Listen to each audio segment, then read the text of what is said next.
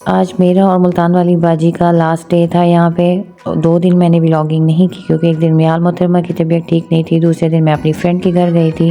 बड़ी उदासी के साथ ये मोहतरमा पैकिंग कर रही थी। अभी तक घर में नाश्ते का सीन ही चल रहा था, सब पैकिंग कर रहे थे और सब उदास भी थे कि 2 आज मिस हो जाएंगे हमें से। हमें रोक भी रहे थे लेकिन हमारी मजबूरी थी जाना। मुझे हॉस्टल से काफ़ी कॉल्स आ रही थी कि हॉस्टल में काफ़ी इशू आ रहे हैं तो आप जल्दी से हॉस्टल वापस आ जाएं। सो मैंने अपनी तैयारी की। तैयारी करने के बाद जब मैं वापस आई तो पता चला मुल्तान वाली बाजी आज फिर किचन में हाज़िरी दे रही हैं।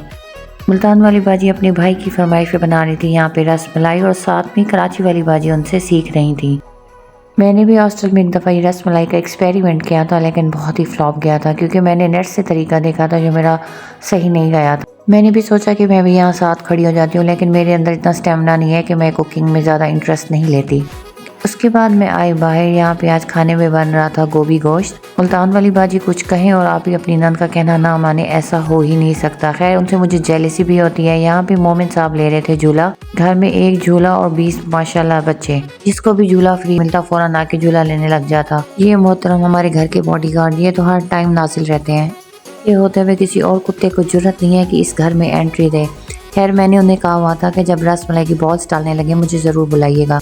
यहाँ पे मुझे मुल्तान वाली बाजी ने बताया कि जब आप रसमलाई बनाती हैं तो इसको हल्की आंच पे ना पकाया करें, इसलिए आपकी बॉल सख्त हो जाती हैं। क्योंकि मैंने उनसे डिस्कस किया था, मैंने यूट्यूब से देख के जब रसमलाई बनाई थी अंदर की बॉल सख्त हो गई थी, तो उन्होंने कहा आप आंच को फुल कर दें ताकि बॉल जल्दी से फूल जाए। अंदर से वो सख्त नहीं होती बल्कि फ़ौरन पक जाती हैं। रसमलाई क्वान्टिटी में कम थी, मैंने अपना हिस्सा गरम गरम ही ले लिया। मैंने वेट नहीं किया ठंडे होने का क्योंकि इससे चोरी हो जाना था। आप ही की आवाज़ आ रही थी कि जिसने भी रसमलाई खा ली है बर्तन वापस करे, क्योंकि घर में माशाल्लाह से इतने मेंबर्स थे कि बर्तन हमें कम पड़ जाते थे। बच्चे भी अपना अपना हिस्सा लेके भाग रहे थे और गरम गरम ही सारे खाए जा रहे थे। किसी ने भी मजाल है कि वेट किया हो कि रसमलाई को फ्रीजर में रखे और ठंडी हो जाए। एक बोल आप ही ने इतना ज्यादा भरा हुआ था मेरे मुंह में पानी आ गया। मैंने पूछा किसका, तो कहा कि ये तो भाईजान का है जो उनकी फरमाइश पे स्पेशल रसमलाई तैयार की गई है। मेरे दिल में ये बात आ रही थी क्यों ना मैं इसमें से एक गोला और चोरी कर लूं। मेरे आराम करने के बाद जब मैं किचन में आई तो आप ही गोभी गोश्त तैयार कर चुकी थी। शक्ल से गोभी गोश्त काफी टेस्टी लग रहा था। मैंने इनसे कहा कि आज हम बाहर बैठ के खाना खाएंगे।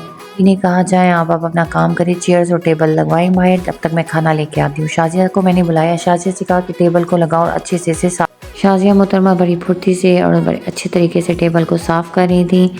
सबको जब पता चला कि आज खाना बाहर खाना है, सबको मेरा ये आइडिया बहुत अच्छा लगा। आहिस्ता आहिस्ता सारी कजन्स बाहर आने लगी। सुल्तान वाली बाजी ने कहा कि एक टेबल कम है, इसकी पोजीशन चेंज करो, साथ में दूसरी टेबल लगवाते हैं। इतने में आप ही गर्म रोटियों का हॉट पॉट ले आई। मुझे डांट भी रही थी कि सिर्फ यही काम था, तुम्हारा हेल्प करा लेती। मैंने कहा मेड भी है, कश्माला भी है, साथ में उनको करवाएं। मेरा ये काम नहीं है, जो मेरा काम था मैं कर चुकी। दूसरी मिनट को आवाज़ दी कि फाकरा मोहतरमा अब आप आए और टेबल साफ़ करके लिए, क्योंकि मेंबर्स हम ज़्यादा थे, टेबल एक काम नहीं आनी थी। बच्चे तो हमारा पीछा ही नहीं छोड़ते थे। जहाँ हमारी गैदरिंग होती थी बच्चे पहले पहुँचे होते थे। टेबल थोड़ी सी माजूर लग रही थी। जैसे ही मैंने टेबल को पकड़ा टेबल नीचे गिर गई।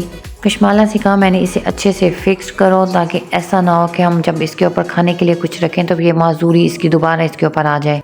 टेबल को अच्छे से सेट किया और बाकी कजन्स को भी आवाज़ दी कि अब आ जाओ, खाना आ चुका है। बाद में कोई ये ना कहे कि हमें लेट बुलाया है। कराची वाली बाजी और मुल्तान वाली बाजी नखरा करके अंदर बैठी थी। मैं उनको ज़बरदस्ती अंदर से लेके आई कि मैंने चेयर्स लगवाई हैं, टेबल खाना हर कुछ रेडी। अब अभी तक आपके नखरे ख़त्म नहीं हो रहे। खैर मेरी डांट का भी किसी न किसी के ऊपर असर हो जाता है। सब आ चुके थे और भूख भी बहुत लग रही थी। आज खाने में सिर्फ एक डिश थी। मैंने सोचा फ्राइड राइस मंगा लूँ लेकिन लेट हो गया था। बच्चा वापस आया, पैसे दे के चला गया कि नहीं मिले। खाने की टेबल तब तक इनकम्प्लीट होती है जब तक हमारे पास कोला नेक्स्ट नहीं होती। फाइनली अब सब आ चुके थे और खाने की टेबल भी ऑलमोस्ट रेडी थी। भूख बहुत लगी हुई थी। बच्ची वाली बाजी जो सबसे लेट आई, सबसे पहले डालने के लिए खड़ी थी। हालांकि यहाँ पे सबसे ज्यादा डिजर्विंग मैं थी कि खाना पहले मैं लूँ। खैर के 3 बज रहे थे। घर से भैया की भी कॉल्स आ रही थी कि खाना जल्दी से खत्म करके आए और हम मेरे खान के लिए निकले। सर्दियाँ हैं तो धुंध हो जाती है। मैंने अपना हिस्सा जल्दी से लिया और वापस जाने के लिए मैं थोड़ी सी एक्साइटेड थी, लेकिन इन सबको छोड़ के जाने को दिल बिल्कुल भी नहीं कर रहा था। लेकिन जिंदगी में ऐसा ही चलेगा।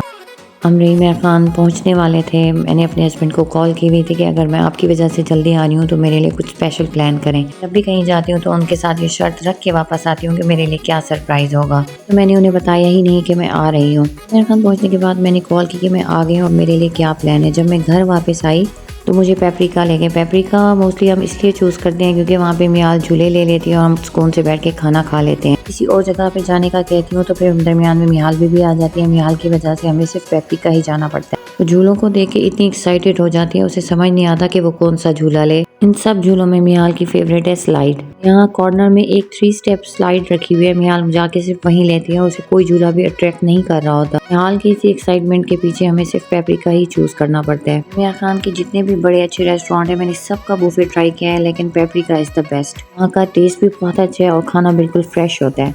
मियाल मोहतरमा तो अपनी स्लाइड में बिजी थी, लेकिन मुझे तो भूख बहुत लग रही थी। घर से बेशक टेस्टी खाना खा के आई थी, यहाँ पे पेपरिका के बुफे की बात है तो बात ही अलग है। इधर एक कॉर्नर में ट्री था जिसके ऊपर मल्टी लाइट्स लगी हुई थी। इसको देख के मुझे ख्याल आया कि क्यों ना एक ऐसा ट्री मैं अपनी टीवी लाउंज में रखूँ। यहाँ का व्यू बहुत अच्छा है। जब भी मैं पेपरिका पे आती हूँ तो यहाँ बालकनी में आके ये व्यू जरूर इंजॉय करती हूँ। साथ में इन्होंने जो इतना अट्रैक्टिव ट्री लगाया हुआ है वो मुझे बहुत पसंद आ रहा था। मेरा नेक्स्ट यही है कि मैं ऐसा ही ट्री अपने टीवी लाउंज के कॉर्नर में रखूंगी। इसके बाद मैं चल पड़ी नीचे। मैंने कहा मैं बुफे चेक कर लूँ आज का मेन्यू इनका क्या है। स्वीट्स देखने के बाद मेरा दिल कर रहा था मैं अभी शुरू हो जाऊं। पेपरिका की पुडिंग मेरी मोस्ट फेवरेट है। मुझे पता था कि अगर मैं यहाँ खाने बैठ गई तो मुझे कॉल आ जानी है कि इतना जल्दी क्या थी, मेरा वेट कर लेती। मैं चल पड़ी सारी डिशेस चेक करनी। मैं सोच रही थी कि मैं देख लूँ, मुझे भूख कुछ और ज़्यादा लगा है, मैं अपने पैसे तो हलाल करके जाऊँ। पर्सनली मुझे बिरयानी बिल्कुल नहीं पसंद, लेकिन पेपरिका की बिरयानी का टेस्ट ही अलग है। बाकी मैं बिरयानी ज़रूर खाती हूँ। वाइट कढ़ाई इसकी मेरी मोस्ट फेवरेट है और साथ में सीख कबाब। अब मैं करूँगी अपना बुफे एंजॉय। मिलेंगे नेक्स्ट व्लॉग में।